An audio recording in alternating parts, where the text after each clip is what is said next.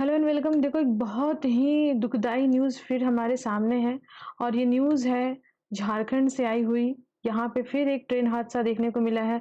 अब मैं ये बोल रही हूँ फिर एक हादसा देखने को मिला है, इसका क्या मतलब है?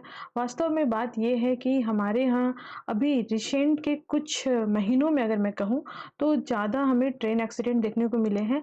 बहुत ज़्यादा ही ट्रेन एक्सीडेंट हमारे इस ज़ोन में हो रहे हैं। बेसिकली जो हमारा ये ज़ोन है, मतलब जो आपको बंगाल, उड़ीसा और झारखंड वाला ज़ोन है, यहाँ पे काफ़ी ज़्यादा ट्रेन एक्सीडेंट हुए हैं। बीते वर्ष में बालासुर उसमें से एक बहुत बड़ा ट्रेन एक्सीडेंट था और यहाँ पे आप देखो सुबह पौने 4 बजे यानी कि 3:45 के आसपास जो है ये ट्रेन एक्सीडेंट हुआ है। वेस्ट बंगाल सीएम का रिएक्शन भी आ चुका है कि सेवरल टाइम एक्सीडेंट होने के बाद भी कुछ परिवर्तन नहीं हो रहा है, तो रेल मिनिस्टर क्या कर रहे हैं?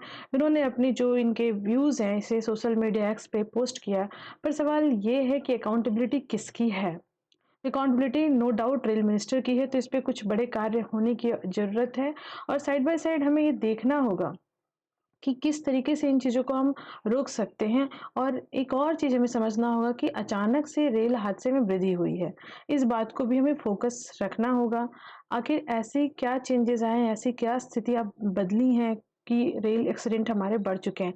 बहरहाल हम देखते हैं कि पौने 4 बजे ये जो ट्रेन एक्सीडेंट हुआ है 3:45 के आसपास, ये यहाँ पे हम देखेंगे कि 18 जो बोगियाँ हैं वो डिरेल हो चुकी हैं।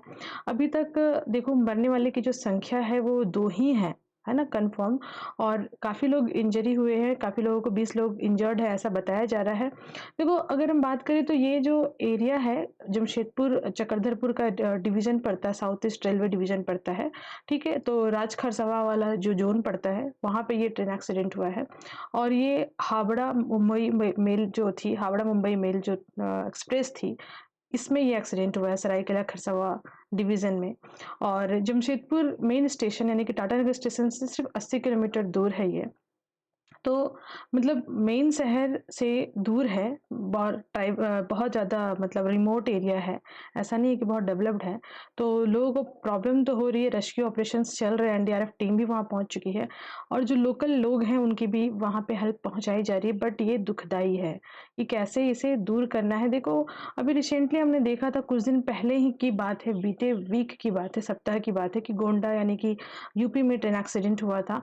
तो देखो ये ट्रेन एक्सीडेंट में आप देख रहे हो कितने मतलब ट्रेन एक्सीडेंट हमारे यहाँ होते जा रहे हैं, लगातार होते जा रहे हैं। तो क्या कारण है, क्या फॉल प्ले चल रहा है, किस तरह से चीज़ें चेंज हो रही हैं? साइड बाय साइड इन तस्वीरों को भी इग्नोर नहीं किया जा रहा है, जहाँ पे डेलिबरेटली रेलवे ट्रैक के साथ छेड़छाड़ करने की कोशिश की जाती है और इसके कारण भी कई बार हादसे हुए हैं और कई बार जो मुस्तैदी बरती गई है हमारे रेलवे के ऑफिसर्स के द्वारा और जो भी स्टाफ्स होते हैं, गुड गार्ड्स वगैरह के जो भी देखने वाले होते हैं, उनके द्वारा भी बहुत सारी ऐसी चीज़ों को फाइंड आउट किया गया है और होने वाले ट्रेन एक्सीडेंट को रोका गया है। बट फिर भी अकाउंटेबिलिटी लेनी पड़ेगी और सिक्योरिटी इंश्योर करनी पड़ेगी, बिकॉज़ टिकट्स का फेयर बढ़ता जा रहा है।